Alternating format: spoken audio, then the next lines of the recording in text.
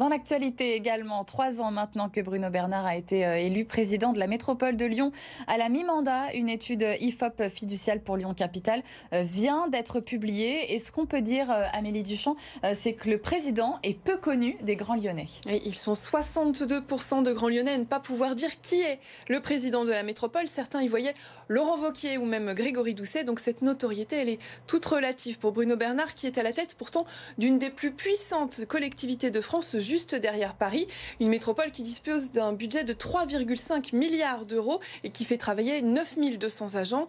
La métropole, elle est née en 2015 de la fusion du Grand Lyon et du département du Rhône. Elle gère donc des questions aussi importantes que l'eau et l'assainissement, les transports ou l'aménagement urbain par exemple. Alors, pour en revenir à Bruno Bernard, même s'il est mal connu, il recueille une majorité de satisfaits. Ils sont 56% des Grands Lyonnais interrogés à l'être.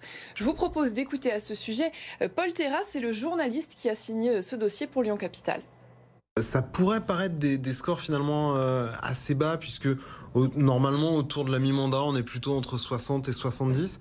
Après on est aussi dans une période où politiquement je pense que les gens ne sont pas très satisfaits, que probablement ils mélangent un peu les enjeux locaux, les enjeux nationaux.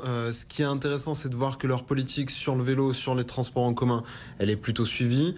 Là non plus, ça va pas être une grande surprise sur la voiture, ça coince un peu plus puisqu'il y a seulement 28% des gens qui s'estiment satisfaits de la politique menée pour ce mode de transport-là.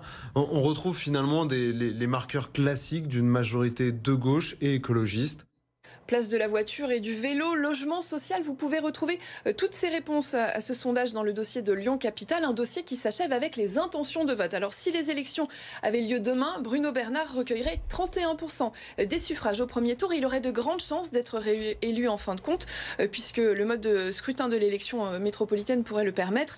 Les Républicains, menés par Philippe Cochet, recueilleraient, eux, 24% des suffrages, 22% pour David Kimmelfeld sur une liste Renaissance et 15% pour le RN d'Andrea Cotarac. Alors 31% pour Bruno Bernard, c'est moins qu'à son élection de 2020 où il avait recueilli 36% des suffrages, mais dans un contexte d'écolo-bashing, c'est tout de même très honorable et c'est même assez surprenant. Merci beaucoup Amélie Duchamp pour ces explications.